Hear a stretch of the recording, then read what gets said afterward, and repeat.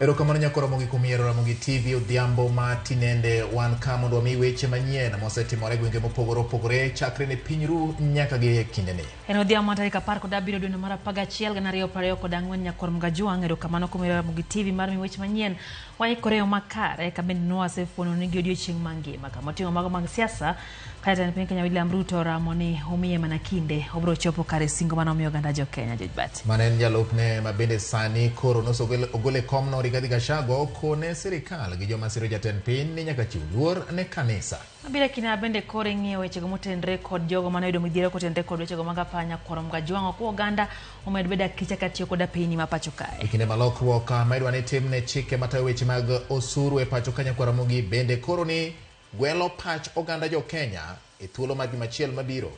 Maika achiel gi amoko nyaka mago mag tuke wa ikone cheni maro imore nyakoro Mgajuang kaka pile horoko pachie lai mar ote machuok wantiere kacha lai en 2 3 au chena no kabende wantiere live Facebook Ramogi TV. Facebook en Ramogi TV Kenya, mbui mare YouTube Ramogi TV Kenya ka X en @Ramogi TV KE. Mokwongo wayud thuond weche.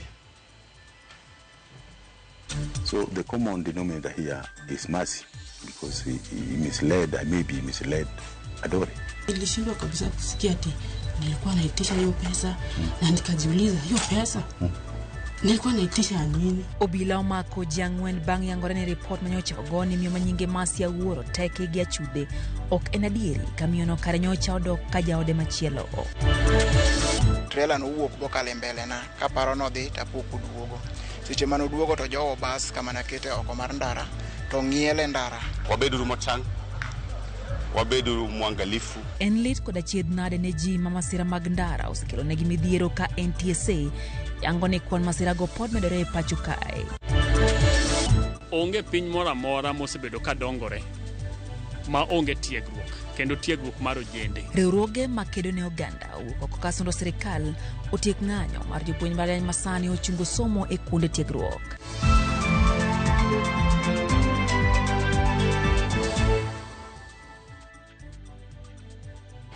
Machiegni nyakoro Mgajuang wan gi jaloko Moralizo Otieno kaka pile oroko pach mondo goe kodi mbaka nyako tendre gi weche gi mwai koni Otieno makawuono. Nyinga Lydia Okeyo. Nyinga en George Bati. Machiegni obila ma Rachuonyo North County ma Homa Bay tima pedha ne jago moro ma itudo gi ketho mar nego wuode ma jagni 4 e odgi mantiere Kendu Bay Otieno manyoro. Komanda mar obila ma Rachuonyo North Lydia Patei wacho ni giyudo report kowuok kuom minot nyathino kata min nyathino kalero ni nyathine nyonegi mane yot. Nek makamano yangore ni nyo timore e kinde ma miyono nyoni e dukane manitiere boma ma Kendu Bay. Nonro ma obila yudo lero ni nyathino nyonegi kae to kod onget kanyaka sane chich nitie ne nyo dhire ma ogo wiye korot magikone notho. Obila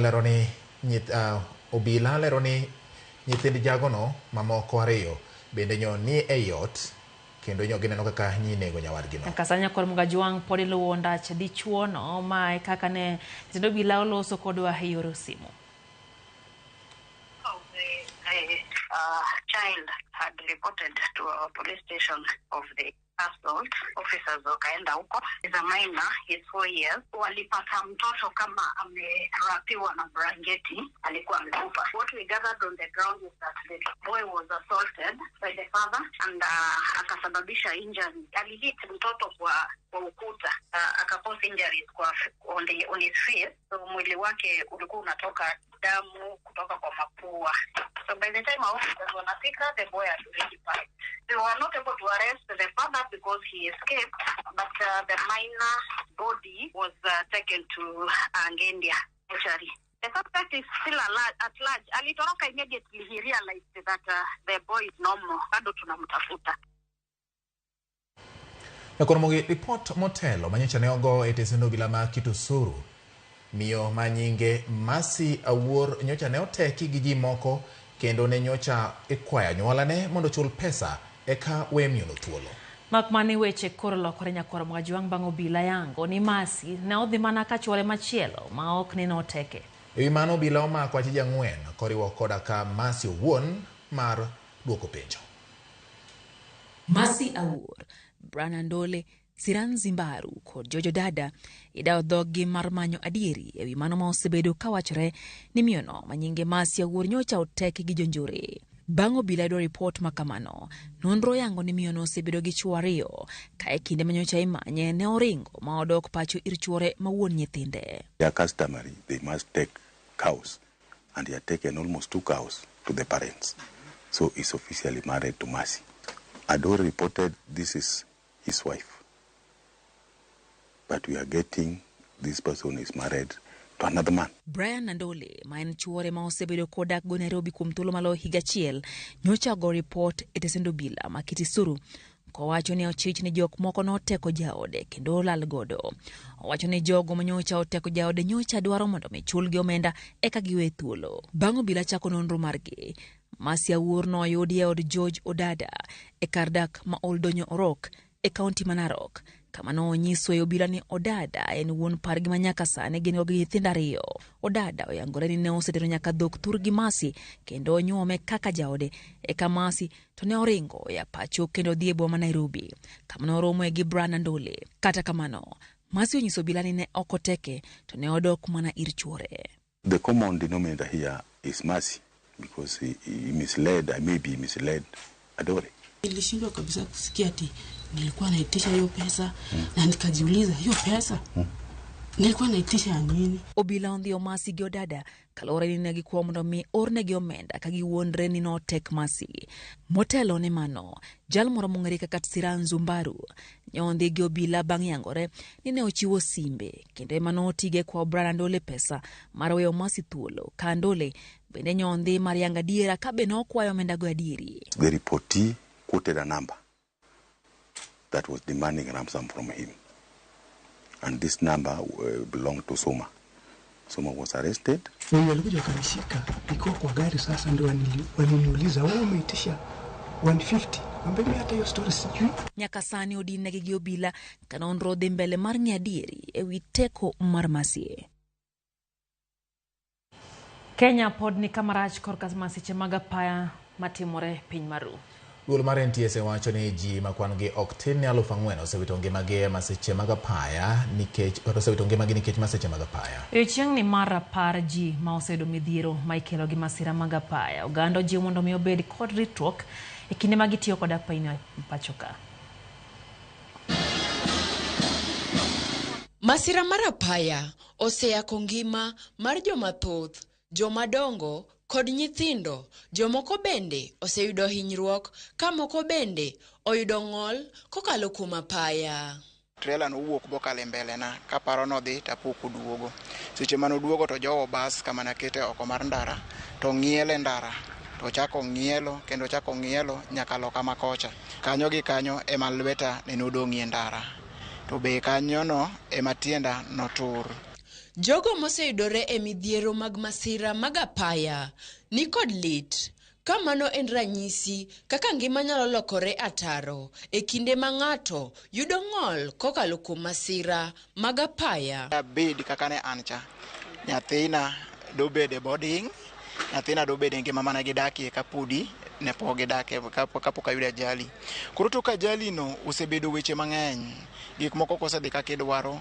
Duol mar NTSA yango ni e higa mokalo ji maloyo 3,000 nowito ngimagi e masira makoch mag apaya e pacho ka mangima. Ka higa ni kwano osedhi malo ka nyaka sani ji maloyo 4,000 osewito ngimagi. We have identified the black spots.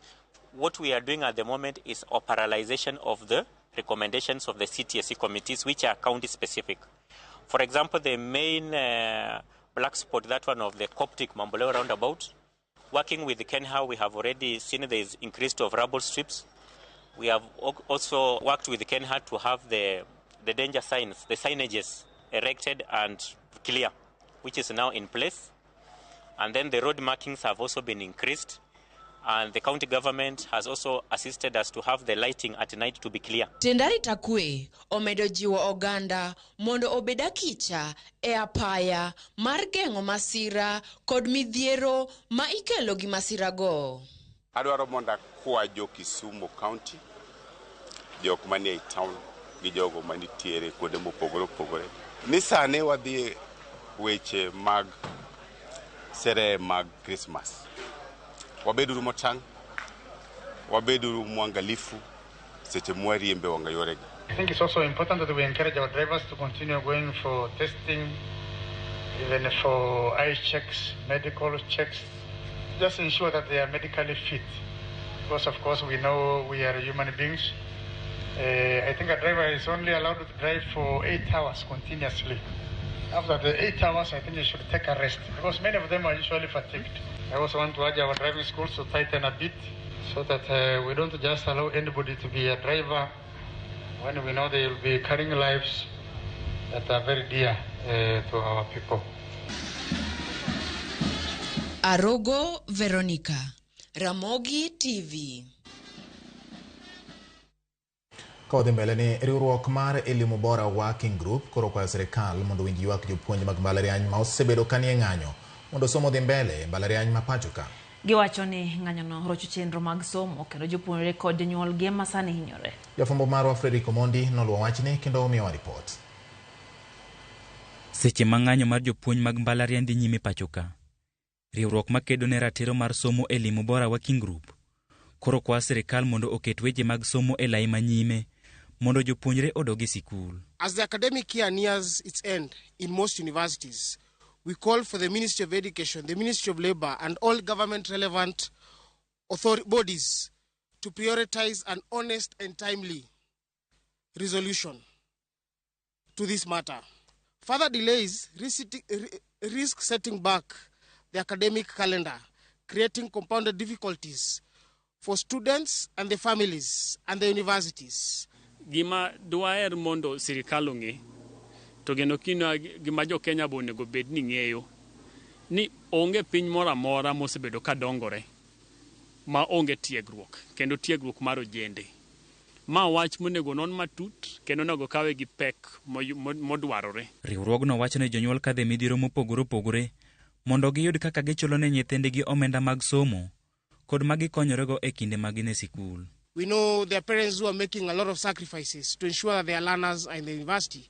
And anytime these learners are in the university for a period that is extended to what they had initially planned, it becomes a very, very straining thing to those parents and sponsors. Gikwayo serikal mondo okas chenro mar duoko weche mag somo e wang'e, mana kaka ne gikaso chenro mathicho oko Rigathi Gachagua kaka jalup jatend piny.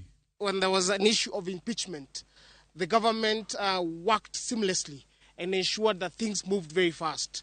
Can we also see this happening when it comes to the lecturers' strike? Gidhi nyime ka gikwayo serikal mondo omany yo ma inyal duok godo seche mag somo ma osawiti e kindeni mar ng'anyo. Chenro onego bedie mapiyo piyo mondo wamany kaka wach ng'anyo ma jopuonje ma mbalariany ni inyalo losi kendo seche mosewiti gi jopuonjre wamany kaka kendo wanyalo duoko. Juma mokalo, Uwasu notamore ka omenda maromo bilion 4.3 mane sirikal dwaro mondo omegi kendo nyonore nyaka migi mana bilion 9.4 mana kaka ne giwinjore e kinde mokalo. Fredrick Omondi, Ramogi TV. Wadhi mbele nyakoro mgajong jatenda piny Kenya William Ruto singo ne jo Kenya ni en kod winjruok maber gi kanisa ma pacho kae kendo obiro dhi nyime gi jiwo winjruok makamano. Ruto gode bene chenro ma sirikande ne chenro mag sirikande ka okwayo thuolo mar chopo kare lek ma en gone oganda jo Kenya. Otene governor ma Nairobi Johnson Sakaja jotelogo po chenro kaka mar thieth mar SHIF e kinwa moko. Ruto loso kano lemo kar dak ma Soweto e kaunti ma Nairobi e lamo ma Jumapil.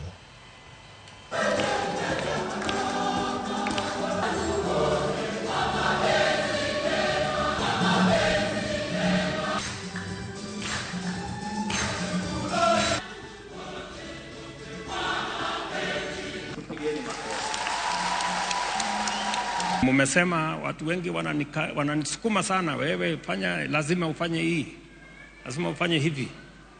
Na hiyo mimi nakubali kwa sababu hii Kenya lazima itabadilika. And I am determined to change this country. By the grace of God, this country is not going to remain the same. By the grace of God, this country is not going to remain the same. So I have no doubt in my mind that Kenya is going to change, that we are going to deliver on food security, that we are going to deliver on affordable housing, that we are going to deliver on universal health, and that we are going to make sure all our children go to school. I have no doubt in my mind. It's going to happen in our lifetime. It is going to happen because we are determined to do so. Mambo ya hapa katikati ni mambo tu ya kawaida. Mambo ya kawaida. Kazi yangu ingine ni kuunganisha Wakenya wote. Mane en jalup jatend piny Kenya Rigathi Gachagua nyiso jotelo ma pacho ka mondo wek soko kendo donjore gi kanise. Gachagua nyiso sirikand William Ruto ochop singo manomiyo jo Kenya kowacho ni en owuon sani koro keto mana wang'e maneno ka bende sirikandno biro goyo okang' bang' ka nyocha githiche ok apisi. Ne oloso e gweng' ma Kerarapon mayudore e kaunti ma Kajiado. Very disappointed when our Catholic bishop spoke and we saw some members of parliament abusing them, lecturing them, talking down to our spiritual fathers. And I'm happy that yesterday our president, Dr. William Ruto, acknowledged that the Catholic bishops had raised some issues and he committed to listen to them for them to be addressed. That is the way to go. So tunataka kuambia hao waheshimiwa wanatukana maaskofu. I saw the Deputy Speaker of the National Assembly lecturing Catholic bishops like children. Mimi nataka niambie nyinyi viongozi, acheni kiburi. Acheni kiburi. Those of us who have been around for a while, we know the politics of this country vile naenda. Nyinyi mnaweza kuona mko na nguvu sana, mko na mamlaka na mnajisikia sana. Kwamba mnakosea maaskofu wetu heshima. Mnakosea viongozi wetu wa kidini heshima. Be very careful. Nyakoromogi jo Kenya ni kod thuolo mar jumachiel mar golo pachgi e wi loko Kalonde ne chike mag osuru ma migawo mar omenda dwaro ni oti godo e choko maloyo bilion 174 ne riembo bajet ma ikomenda 2024-2025. Lokruoge ma kamago motisi ni Tax Laws Amendment Bill 2024 kod mar yore chiko kata yore choko osuru ma idendo ni Tax Procedures Amendment Bill 2024 osesom mokwongo e od bura. Ka sirikal geno pach jopiny mondo mi gilos chike ma jopiny oyie godo. Ma report na Nyakwaro Mgajwa. E kinde ma pod sirikal gunyo wiye wi kaka onyalo yudo omenda mag tayo chenro ne jo Kenya, migawo mar omenda oketo geno mare lokruok Kalonde ma idwa ni otimne paro mar chik mar omenda mag 2024 mondo gisolo omenda maromo bilion 174 koting'o osuru moketie mwandu momede ndhadhu kata VAT, osara kod mwandu molosi e pacho ka kod mago ma igole pinje maoko. Kaluwore kod lokruok midwa ni otime chike mag osuru, jopinje maoko modak e pacho ka kendo yuto margi wuok e pacho ka ibiro dwaro ni ochul osuru mar 6% midendo ni Significant Economic Tax. Osuru no bende dhi mulo kembe matayo tijege kokalo e mbui, kata 10% bende ibiro ng'ad kuom ohala e wi nyinyo ma kembego yudo higa ka higa. Jowuoth mang'iewo tiko mage kokalo kuom johala ma uso tiko kata agents bende ibiro ng'ad kuomgi osuru mar VAT mar 16%. Lokruogego bende dwaro ni ji madonjo e kuonde rito le mag bunge masani onge gima chulo biro golo osuru mar VAT maromo 16%. Kaka yor jiwo weche mag pur, migawo mar omenda geto neno ni ok okawo osuru e wi yedhe mag nego kute puothe, mbolea kaachiel kod mwandu ma ilosogo mbolea. Lokruok e chike mag osuru bende geto dwoko piny pek ma jomichulo osara osebedo ka yudo kaluwore kod kaka osebed king'ado gi osuru, koting'o osuru mar udi ma nengogi oyueyo kaachiel kod mar aguch omenda mar thieth midendo ni SHIF. Ka osuru ma kamano koro ibiro ng'ad e wi omenda duto ma jal machal osara yudo, kopogore kod kawe bang' ng'ado osuru mamoko. Kuom ranyisi, jal machamo osara mar Sh50,000 ibiro kuong golo osuru mar udi, ng'eto mar airi kaachiel kod mar SHIF, manyiso ni obiro kungo Sh525 made ong'adi kaka osuru kaluwore kod yo ma osebed king'ado godo osuru kuom jo osara. Kaluwore kod wach migawo mar omenda mondo tim lokruok ne paro mar chik mar omenda ma 2024, jopiny biro yudo thuolo mar golo pachgi ne komiti ma ochung' ne weche mag omenda kod tayo chenro e od bura mamalo e kaunti ma Isiolo tarik 18 dweni e kar romo ma Bishop Menza Hall kod Bungoma e Rumidhi Bagi Red Cross Hall. Tich ariyo tarik 19 dwe mar 11 ni, romo mar kawo pach jopiny idhi tim e alap matonono ka e kaunti ma Mombasa, ka e kaunti ma Siaya bende idhi tim e tich ariyo tarik 19 dwe mar 11 ni e kar romo mar IBC Hall. Romogo duto biro chakore kar saa 4 okinyi. E kaunti ma Nairobi, Romo mar kawo pach jopiny ochan kochakore wuok tich tarik 25 nyaka tich ang'wen tarik 28 dweni e kar romo ma KICC. George Bati, Ramogi TV.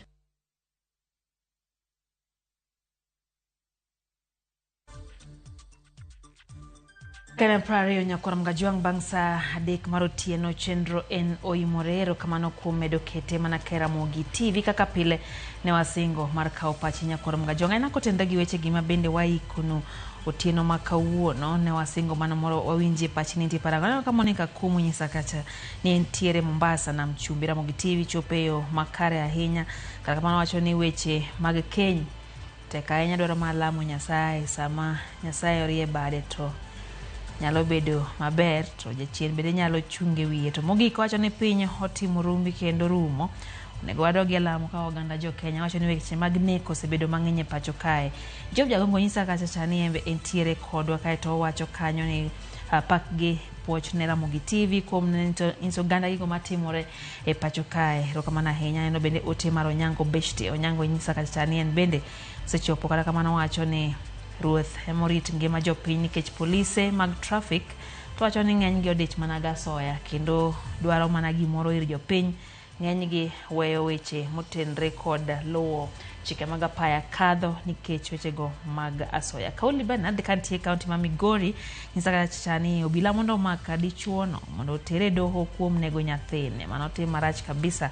Wacho ni en tim ok owinjo bed ni iye gode. Kamanya Sergeant eno bende kanyo ote mar Evangelist Dan mano kanyo Dan Wodo Moya kowuok Mombasa. Wacho ni gin gi Bishop Michael Mune gi Evangelist Charles Odero gin tiere Pwani Oil Kilifi. Wacho ni Nyasaye ugudhe Ramogi TV, Nyasaye mondo rit piny Kenya.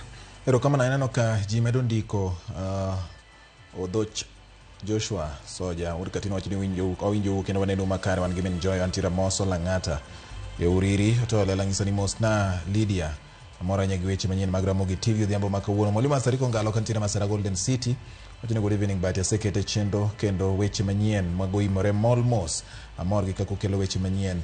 Greetings brother George Bati. Following news to mar kijana monegi wuon mare lit nde corporal punishment especially to children is prohibited by the law. Mar ariyo wach teko mar masi en gima duong' kata it is important ni jopiny ong'e ni giving false information to police is a criminal offense. Ni chiwo weche mamiriambo ne obila mano idhi ataro mar chik kendo en ketho. Mogik e kinde mwa ng'iyo kata warieyo nyasi mag Christmas gi giko higa jopiny uriembo kao tang' kik japiny idh gari mopong' kata miriambo marach. Mano Soja iluongo ni Shem Motho ema wacho kamano. Juma mede medo ndiko na kanyo Ramogi aworo mana nek mar nyathi monegi wuon mare Opiondo Ariyo woro kamano nyako Ramogi. Kasto ka Francis Obwanda mar Gemra Mola wacho Daddy Cool Bati amora ahinya tarik 19 adhi pimo wach mar ushuru ma sirikal temo wacho ni. Freddy Kabia Nyong'o wacho ni Bati aworo kaka jatelo mar piny oyiego bade piny gi ng'uono ne jokristo. Koro jokristo bende odhi adhia gi wach mar adieri to gimed nyiso sirikal ka girieyo piny Kenya kaka gik moko dhi mbele. Beno Sia wacho ni Mosna Lydia an Beno Sia ntiere Baba Dogo Riverside aworo kaka piny omoko wacho ni piny omer jal ma nego nyathine to Masi bende en dhako ma jodo koso en mane Koli Owero cha. Faith Msomo nyisa ni dhako ikendo nyaka tho koro awere gi Masi. Ikende gi jadi wene kanyo kore penjo. Koro kwa that is the big question. Ni penj ikende gi jadi to ndugu machielo chato konyiso kata notero dhok mano odhi odonjo ka polis. Wabrote mono traino ka Faith wacho kanyo ni jatend piny dwa ni koro miyo oganda gik ma koro setimo. Wacho ni wasetimo magima. Wacho ni en onge gimoro amora maber mwabiro koego dala.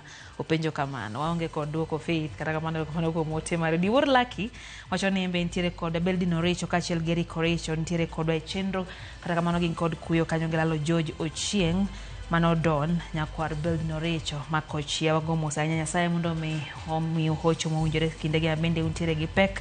Diwor Lucky ro kamano Chila yako otiyo gi nyingno wacho ni en owuok Kayundi kata wacho kanyo ni Yesu ema koro chiegni duogo. Kaluwore gik matimore e piny ka omako dhoge, erokamano ahinya yako. Rafiki wuod Ligala Kabiero wacho kacha ni en bose check-in kaka pile en gi wuon gi Joja Chieng' Obare kaachiel gi jaode Sheni Atieno, Opondo Maombi, Atoti Mboya, Flozi kaachiel gi Victor.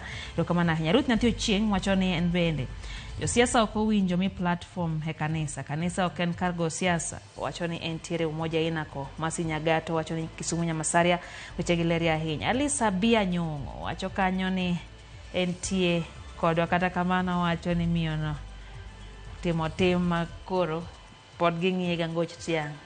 Jomoko paro ni gikopi, jomoko nono rach. Onge gi duoko, jejwati wadhi e yweyo. Ng'ato dak kako hero piny en mari.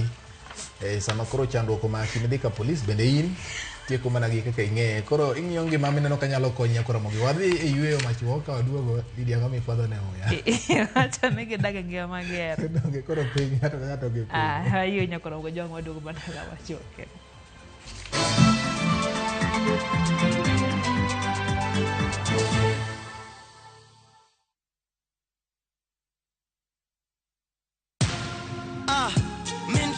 Kwa majina ni Peter Kariuki Ngoge ama Kamlesh Styles. Nimekuwa nikicheza kwa muda. Natoa na win 50,000, 100,000, 200,000.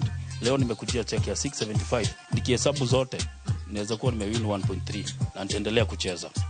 Changamkia Aviator on shabiki.com. Not for persons under the age of 18.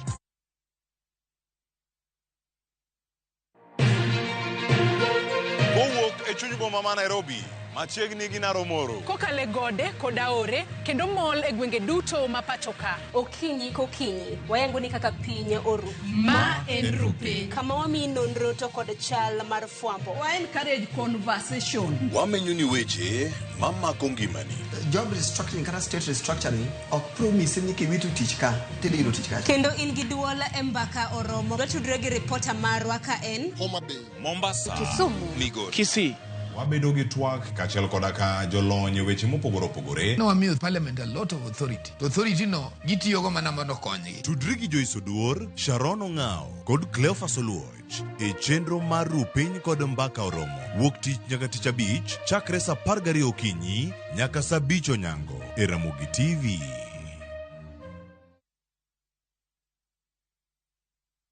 Explore Vietnam's beauty with View Travel.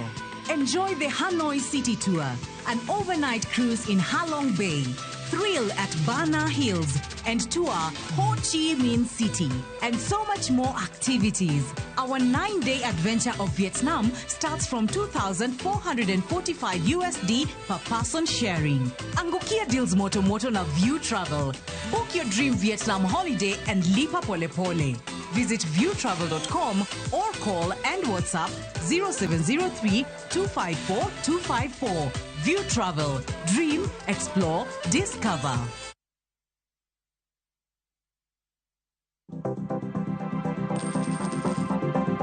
Mondo mi ikungo omenda e yo mayot kendo e yo mowinjore, onego ibed kod paro mar kungo dwe ka dwe, juma ka juma, kata odiochieng' kodiochieng'.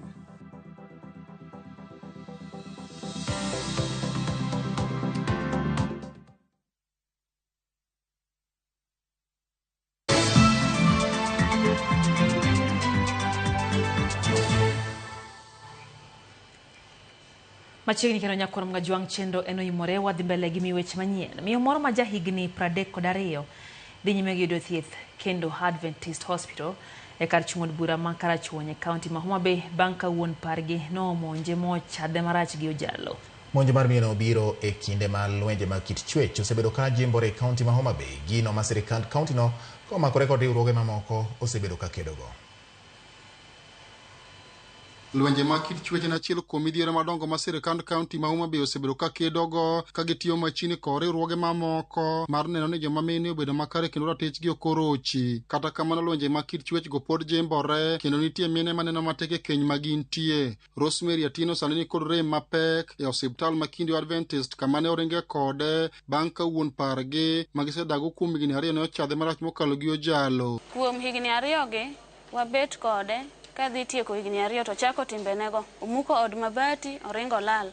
okaw dhok ouso oringo lal. Koro aolgo badok dalawa. Koro dalawa adak kuom dweche 6 to nyathine dwa timo penj KPSEA taduoke tadonjo ka nyaminwa. Koro kadonjo ka nyaminwa to winjo na antie to biro gotieno chieng' ma piny rugo tich abich to duong'o ot kama naninde tatamra yawo dhot.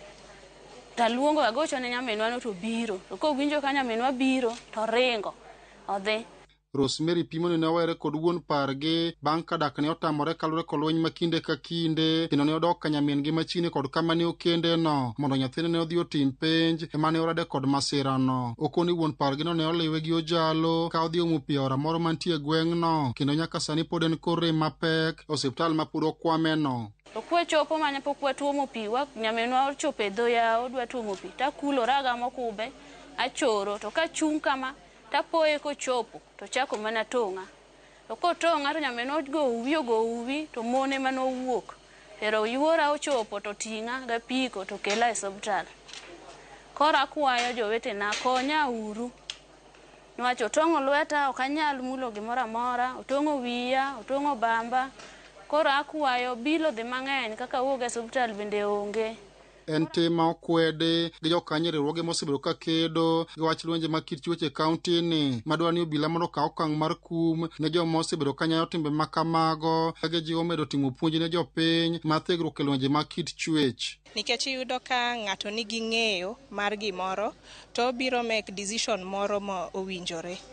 Koro kidienje mopogore opogore manyalo miyo survivors kata victims justice gi onego gi strengthen kaka gi enforce laws e community. Nikech iyudo ka ndalo mang'eny survivors report cases gi to cases gi onge ng'ama luwo gi e yo moriere. To kiyudo ni kidienje moket gi luwo yore gi maber kendo perpetrators ma timo cases gi imako kendo imiyo hukumu mo oromo kodgi tidhi yudo ka survivors be yudo mijing'o mondo gi report cases gi. Ka jokedo ne ratiro mag oganda e kaunti ma Homa Bay to jojo modak e udi mondo bed ka poro wach kinde magin kod gwenyruok e kindegi ma okaw okang' mar hinyo ngima ng'ama chielo. Lwenje ila gi wadwa ni gidog chien ahinya nikech gik makelo gi gin winjruok mok bedi e ot. Wan kod weche kaka jo bunge la wenye inchi mamago weche mwasenono matut kama wawuothe kata e miere mwawuothe. Gin gik moko matindo moko nego mi go dhako minegi go dhako makoro dhi mane osiptal de budho kuni. Ibiro thagori kabisa. Alia Beach, Ramogi TV, Homa Bay. Ramogi gin timbe ma samoro makodho kendo miyo ji penjore tang' ochopo kanye makoro gik makamage nyalo timore. Kowere kod mago ni chenro mag alam ne ok odhi nyime kanisa mar God's Arena Embassy mayudore e boma ma Migori bang' weg kanisa kod jolemo mag kanisa no yudo karangach mar kanisa ne ogo kiful kendo kite magedo ol e laro mar kanisa. Haja fo marwa Jojo malero kwa kaunti ya Migori laro kwa kolo maogerie kanisa no. Okinyi mar ka sa 12 jokanyo mag kanisano mar God's Arena Embassy mayudore e boma ma Migori ne ochako mole kanisani mondo gidhi nyime kod alam margi ma Jumapil. Kata kamano kane gichopo e kanisani ne giyudo karangach mar kanisani ne olor kod kiful manyien kaachiel kod nyiroro manyien. E laro mar kanisani bende ne ole kite mag gedo ma odino nyaka rangach. Biro ma jotelo mag kanisani ka otele kod Pastor Roland Omolo mar manyo kaka lam nyalo dhi nyime e kanisani ne ok onyago lemo. Koro kawuono to chalo ne ok odhi bedo gi service but we will pray. Yes. Na nikapigia papa nikamwambia papa kuna vile iko kanisani na alikuwa na ubaya mingi sana hapa. Wakati niliingia alikuwa anasema piga simu mwambie niko hapa. Alikuwa akiambia tipa imwage mawe pa kabisa, imwage ifunike mlango. So nikashindwa kama kuna mjengo kanisani mbona hatujajua. Omolo men pastor maduong' mar kanisani wach ni lo ma kanisani nitiere ne odesnegi kuom higni 3 kendo kinde manomigi pok orumo ka bende ne osemana kuom jotend kanisni ma Migori mowacho ni makoro tiyo kod jomoko mar podho kanisani.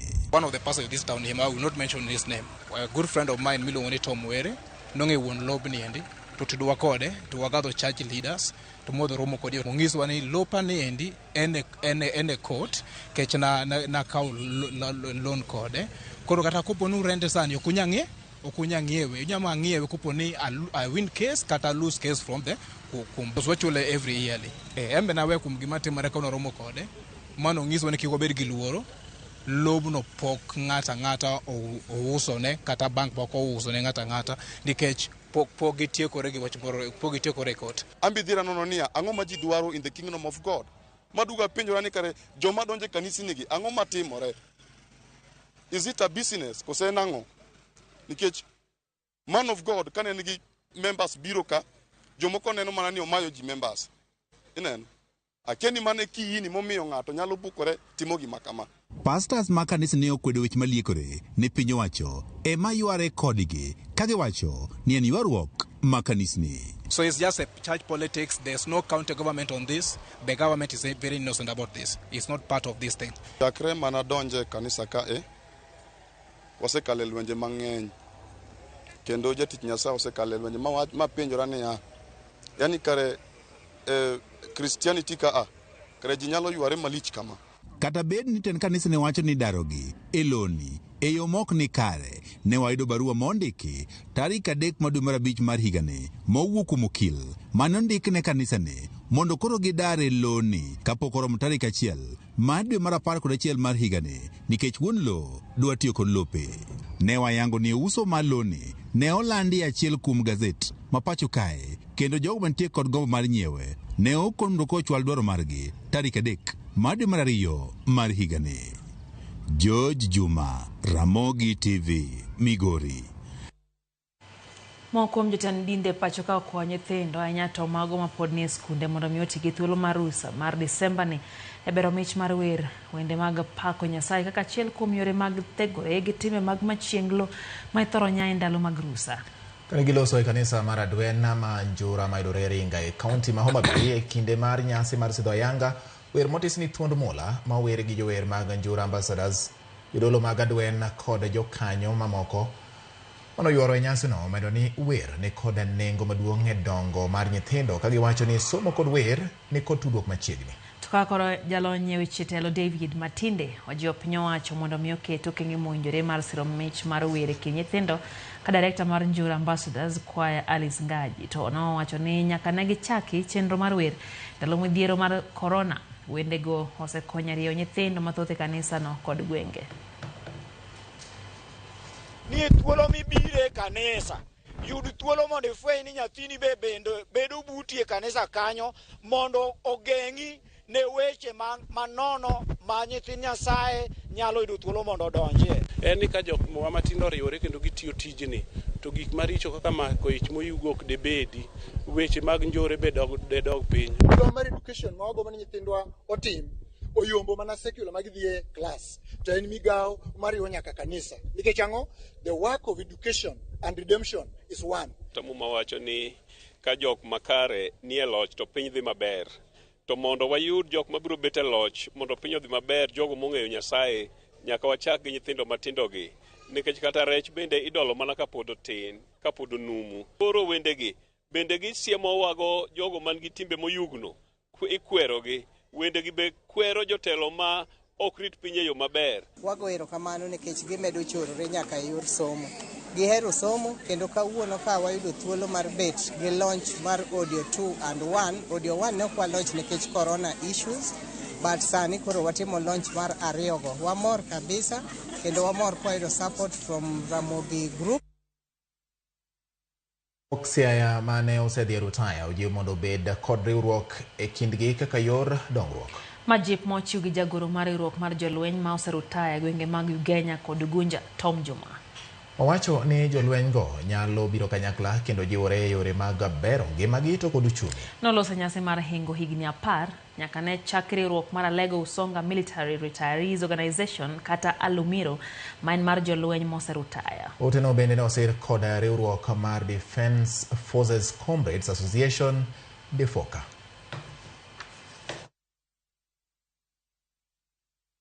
Tumbo, angelipenda tufungue chapter yetu hii county mwaka ujao ama wakati wowote, hata kama ni leo mkisema aje, atakuwa na furaha ama atakuwa na wepesi wa kuja kuwa na nyinyi hapa. Kama hatuna chapter yetu, itakuwa ni vigumu sisi tupate pesa.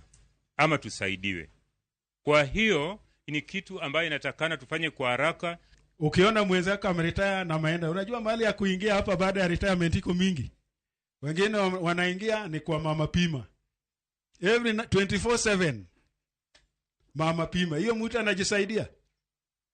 Mpaka kwa nyumbani hata kuku ununui ufuge. Kwa taa kikuja utachinja nini? Kwa jeshi tulikuwa na Soldier Environmental Program. Hapa nje tuliporudi tukaanza na every member you see here I'm sure kwake iko miti. Na sio chini ya miti 500. Hata kama boma yako utazungusha ndio upate hewa mzuri. Hawa wazee unaona wanafanya table banking. And the table banking tunafanya inategemea wewe vile una buy shares. Hivi karibuni tutagawa. Sitawaambia tarehe kwa sababu unaweza kutupiga jiani. Nakaja luonye luot. Yogo serutaya. Oro yuge gibunde. Mano nyisi kaka kitalora chal manyaka gimbe gi luoro sema hogi. Kasi no kabine ndalo bende koro ngeny. Koro samoro ngeni kata ka ngwech machingana yie gi jolweny go. Okay, ula gimidwa tima oyaye kamano. Nyaki tang. Inyalo duodi gi lum miluongo ni modhno. From wajan kalo record report mar migo mathieth kuom nyithindo 1,000 manyuole pacho kae. Nyithindo 21 mantiere bwo higni 5 wito ngimagi. E kwan ni atamalo maduong' mar nyithindo ma wito ngimagi gin mago monyuol ka kindegi mar nyuol pok oromo. Jafwambo marwa Cynthia Onyango nogo mbaka kod miyo ma osenyuolo nyithindo 2 kapok ndalogi ochopo. Kendo temo fwenyo midhiero mabetie e to nyithindo gi kinde ma bende koro pinygi madhialo odiochieng' nyithindo ma onyuol ka ndalogi podi. Otanda e kar thieth moyiedhi. Jochiw thieth temo konyo ngima moko kuom nyithindo mane onyuol ka kindegi pok oromo, ka moko kuomgi ikonyo gamo muya kod masin makende ma onywando dundu makonyogi yweyo e yo makare. Ma e chal mar moko kuom kuonde thieth madongo pacho ka, kaka yo mar konyo reso ngima nyithindogi ma onyuol ka kindegi pok oromo. E fwenyo malong'o sigand nyithindogi, abilo wach kod Cecilia Juma ma en miyo ma oseyudo nyodo diriyo kendo nyuolo nyithindo ka ndalogi podi. Nayudo ich ka an gi yo mar geng'o ich miluongo ni coil gi dho ngere. Koro ne gitemo ka ginyagole e dweche mokwongo go nikech ne giwacho ni at least ndalogo pod ne safe, lakini ka ne gitemo gole nok ginyalo gole. Ich nochopo dweche 7 nan gi wige 32. Nyathini chieng' mane biro noyudo ka nanindo. Koro ka daktari oseng'iya mowacho ni nyathi osechopo, okona mana na adhir nyathi owuogi, ka asebiro to nyathi owuok to piyo giketo ne oxygen. E ng'eyo mare, ne oparo ni ok ne onyal gamo remo kendo yudo nyathi ka kinde ne podi e tielo mar 2. Kata kamano, ne ochako gamo remo e tielo machielo, ka en kod kit komo nyuol matiyo gi rageng' nyodo ma otisi ni coil. Koro by the time mana realize ni an gi ich, nokalo chiegni dweche 3. Koro kadhi osiptal, e wiya nang'e ni ok anyamako ich gi coil mar 7. Koro nakono daktari, ok apar ka an gi ich. To insist, okona ni kwang'iyo remo, to okwane shida mora mora. Lakini kwang'iyo korka ich kae, to chal ni wan gi wendo. Ma opogore kod nyathi mokwongo mane onyuolo kod jumbe 32 ka nigi kilo 2, nyathi mar 2 ne onyuolo kod jumbe 30 ka nigi kilo 1.5 bang' pi marito nyathi e ich tore kendo pukore te ka kinde mar nyuol pok oromo. Ka beta e kom, ta chako winjo ka gima remo wuok. Ka dhi ng'iyo ta yudo ni ok en remo. Ka bet matin ka doga nindo matin, ta winjo pi mang'eny kopong' e denda. Aneno mana ka lawa ng'ich. Ka dhi e cho ta yudo ka kare pi nose tore. Ka otera emergency. To ng'ama ne timo ultrasound wacho ni pigcha osepukre te. Koro gionge otherwise. Chuna ni nyaka gigol nyathi nikech ka giwe nyathi e iye kanyo to dhi yudo infection. Kaluwore kod sigand Cecilia, ne ochuna mondo ago mbaka kod laktar Josephine Ojigo, ma en laktar mar nyithindo e fwenyo matut gigo manyalo miyo konyore ka ndalone mar nyuolo nyathi podi. Olerona ni moko kuom gigo manyalo miyo yudo nyathi chon ka kinde mar nyuol podi. Od kama nyathi nitiere noendo kobet marach nyalo chako miyo mama chwir remo chon or kapo ni opogore, ingeni biro nego bed omuonorega od kama nyathi nitiere. Koro kapo ni ochako opogore chon, mama nyalo chwero remo gima luongo ni antepartum hemorrhage, ma nyathino endo nyuol chon kapok ndalo ne ochopo. Mama madho ndawa, madho kong'o, oriedhe mamoko giendi, then mama no endo yot ne mondo nyuol nyathi mapok ndalo ne ochopo. Nyithindo manyuol kapok ochopo higni 17 or ka hik mama ni malo kokalo higni 35 kadhi malo, yot gi mondo ginyuol nyithindo kapok ndalo gi ochopo. To en ang'o madwarore ineno ni ng'ama miyo ok okonyore ka ndalo ne podi? Owinjore mondo mama ka nigi ich to bed ni dhi e klinik diboro. Ok onego bed no madho ndawa, ok onego bed no madho kong'o, kata mana mathin, onge kong'o ma safe mwawacho ni nyalo bilo, kata glass achiel miwacho gacha. Ok onego bed ni en stressed. Jack Ayeko ma en jaod Cecilia kendo wuon nyithindo mane onyuol ka ndalo gi pok oromo, pimonwa pek mabedoe kod ting' mar joma chuo e konyo ngima miyo kod nyathi ma onyuol ka kinde ne podi. Seche moko ne bedo matek, maminot wiye biro mawach. Yani en gi stress mang'eny, makoro ka ok in ng'ama patient, to imbi nyalo ni to obedi.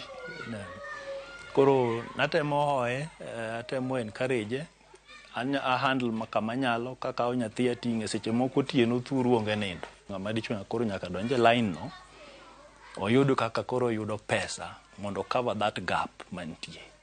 E odiochieng' ni ma piny mangima dhialo odiochieng' nyithindo monyuol ka ndalo gi podi, familia mar Ayeko goyo erokamano maduong' ne jogo duto ma osebet e ngimagi e kinde mar rito nyithindogi. Kama duong' to gikwayo sirikal mondo odonjre kendo chiw kony madwarore e ngima nyithindogi mondo ting' margi obed mayot. Cynthia Onyango, Ramogi TV, Nairobi.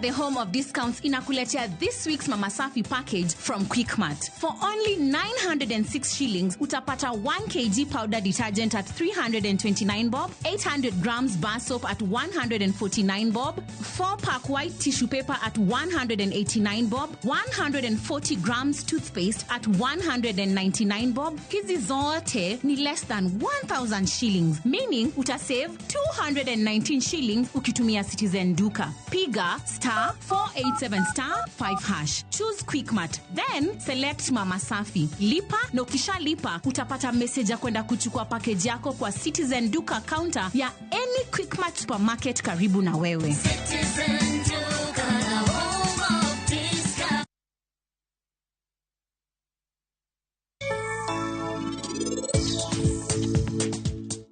Katanyoro gotino anna leko kai gi jaoda na leko kode. To anna leko nyaka gisonu. Ingi kaka enno penja ni anabiro kele karango. Ma inang'anu Rita, package mar honeymoon mar Garage Fair. Onge picha mora ka. Maiye. Raj karango marach kodi nyisa. Onge gimoro ka. Naivas is more than a supermarket. It's your home of freshness. Your home of the best deals on electronics and so much more. 60% off this November. Deals Kikwetu, brought to you by Naivas, home of deals. Safaricom kwa ushirikiano na Royal Media Services tunakuletea Safaricom Sambaza Furaha Caravan Mount Kenya Edition. Ni kuanzia tarehe 18 hadi tarehe 23. Watangazaji na wasanii wapendao kutoka Inoro FM, Muga FM na Wimwaro FM, Karwevomo Korino, Jomoanya Dhira, Joy wa Masharia, Wajiko Wagetoga na DJ Makjoji Musafiri watakuwepo na zawadi na ofa kabambe kutoka Safaricom. Burudani ikipromotion na wasanii Samirongo na Kurogawa Wajiko.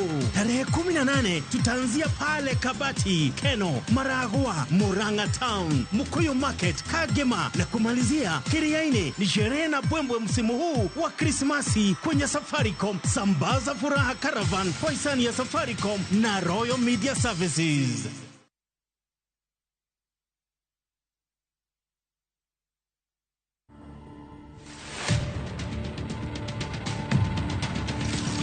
For me to sit on an executive committee, it actually took close to 18 years. So I started off, at the very bottom.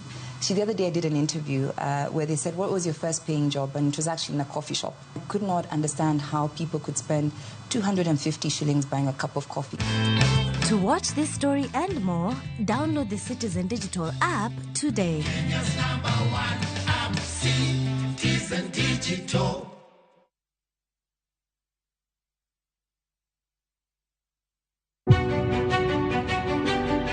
Chakre kinde mosekalo nyaka e chuny ngima ma pile ka pile. Tiprosa dawa iwacho neria marach kendi dwa hewe kendi riambo moingo dawi. Wuoth kodwa sama wanono sigendni mabeyo mag gwengewa.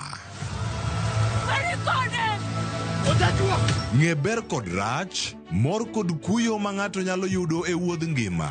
Asai mama. Nasikwiri ni okan mama ukiche kilunga gi nying noero. Mama nyisi. Riuri kodwa mondo wane sinema mabeyo ahinya ma owinjore wawinj kendo wamorgo.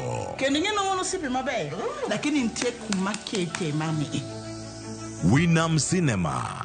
Jumapil, saa 2:15 otieno kod saa 4 otieno. Kik bai.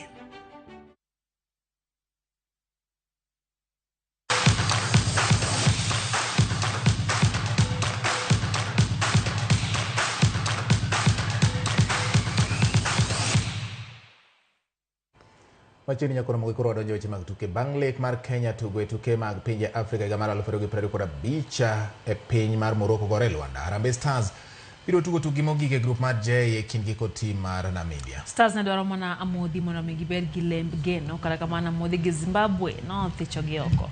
Otinjin Firat biro rwako Namibia e piny mar Afrika ma milambo e tugi mogik mar manyo tiko ka loch onge kama biro tere Harambee Stars. Kenya nyaka sani omako thuolo mar adek e grup J gi points 5 ka Namibia ni mana gi points 2 kende. E higa mar 2019 e mar Harambee Stars notuge tukegi mag AFCON mogik ka kocha kata kinde ni Kenya koro biro mana rito nyaka higa mar 2027 kama gibiro bage tukego kaachiel kod pinje kaka Tanzania gi Uganda.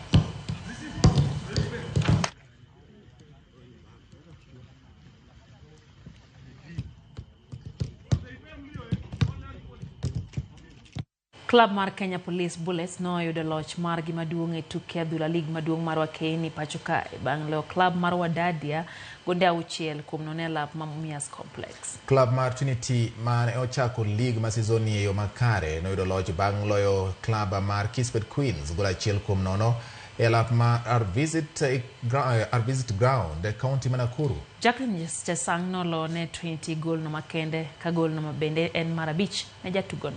E tuke mamako club mar Vihiga Queens nowuok amodhi nono gi club mar Bunyore Starlets ka Ulinzi Starlets bende nowuok amodhi mar gonde 2-2 gi club mar Bungoma Queens.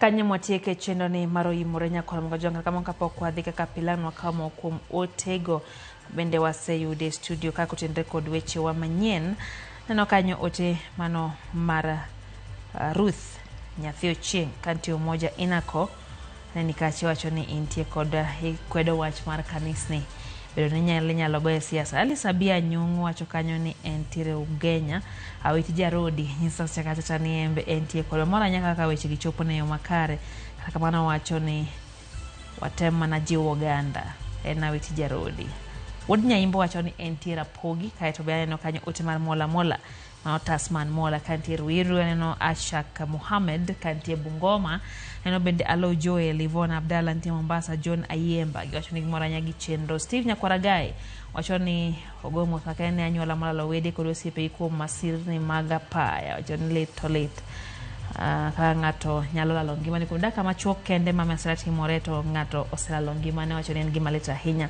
Eric Ronald wacho ni osedonjo kaka pile, wacho ni owuoro ng'ato nego wuode ma odwaro lamo, en gi minode Genevieve, Gloria kod Promise gintie Nairobi Dagoretti Kona.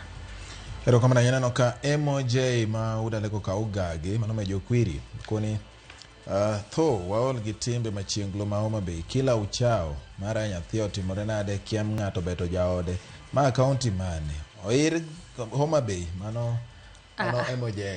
MJ ok en Homa Bay kende wamiya sigoluor bana ambassador ma Homa Bay mano do ni no ora ni muda penji Homa Bay en piny te okwako piny.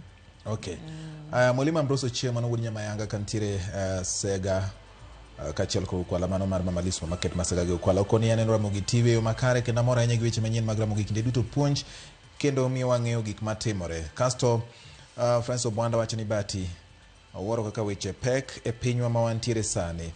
Ka bende ka neno taneno ka makamu wacho ni bati amora ahinya wuoro mana kaka piny ringo weche mag siasa kaka medo lokore jalup jatend piny machon Rigathi Gachagua koro wuoyo ka entiere tok pasia kata kamano wacho ni let's our people know ni ODM onge e sirikal joluo ema nitiere e sirikal. Okay, mano pache makamu bati gilidi awinjo makara ahinya an kanga kendo aneno maleo mano Felix Ochare kantire kanga ero kamano Felix kantire kanga. Kasto aneno ka Dickens Odhiambo Olo nyakwara Adala wuda lego nina ka antire kari adudu Nairobi wacho no watching live gen kod Marcelo Heleno Oriedo kachiel kod Jack Oriedo bende giduto gineno yo makare. Nyakwara Simi Alfred Olocha awinjo Ramogi TV maler ahinya antire ungo e Karungu kod owadwa Martin Ondigo kachiel kod Ondigo Junior Jab ma NT. Okay, ero kamano in bende Martin Ochieng kawuok Rwea wacho neno wuoyo makare mak mana ni gik matimore Kenya ojoga mana katho mabiro nega chieng' moro achiel mano tho mabiro nege okan anasoma kasto bati umia weche manyien yo makare an Ken mar game mosna nyaka gilo Sharon Cynthia Matriza. Okay, wacho ni mondo amos nego aparo ni Iluro tomarad. Okanya ka wach ng'ato atingo mano ne mare kora iki appointment mo loso agia appointment mano loso Green Army Chief nyisa na mosi mano luongo ni Jaro Soja wacho ni entie Gor Mahia State House Nairobi kara kamano gikore ni Mashemeji Derby Gor Mahia vs FC chieng' Jumapil mabiro johera mag Kogalo wacho ni yuoro kanyo nende omor kaka jo Embakasi isoro kwa jatend piny Kenya William Ruto wacho ni Ruto nyaka 2032. Haya, Green Army Chief erokamano nyano siep Dr. Raymond Omolo ano bende ote mar Setho Odhiambo Jarusinga wacho kacho chani entiere Homa Bay kod Mama Frank Michael Odede Milka Kinyi Jim Odhiambo gimowuoro kaka masiche mag ndara medre pacho kae wacho ni mad Nyasaye rieno abade kaka oganda. Bende aneno kanyo ote mano mar Mandela Oniala. Mandela wacho kacha ni entie Kibiri Ward oseyuore hebudhe kaka pile gi familia mare kachiel gi osiepene Handington Okech Awang Oyungu Nyasindo Mabala Senta Osino Wood Mary mama gi Christine ote nyadendino ne dwaro pesi kuku mondo mi ocham go gimoro wacho ni original husband ne chal ga gima no sunge matin to dhi manyo pesi kuku mondo duogi wacho ni onge kod paro marach kana ka nyidens manyo pesi kuku sani Christmas sani Christmas oledi onga malo oledi ni malo sani jijen site jana maus ngege nyisa ni en sori Karungu kae to wacho no keto Ramogi TV no chako bedo kod ware ratil kocha nyaka sani pod oketi aketa Cairo kama na brother Favor neni kacha mano Favor Joel Onyango owacho ni kawuono waduoge form mora nyako neni wacho ni Jumapil kama okothor neniga rakamano en mana hang ne duok mano kae to wacho ni gino wargi Samuel Ochieng men Lilian Ginelli Praise men gi Judith Awino gineno weche gi makare gin Ngonga Awendo. Ero kama na nyaparo ni wadhi mana kwa tie kuna wasikia nikiwa US okini maena Ugenya siaya kuso US ma US dungo nini mimi ni Ashley Kura Ashley kamoro mora ma intie bed ni US ma US kata ka in Ugenya Siaya. Ango mechich gi Ashley.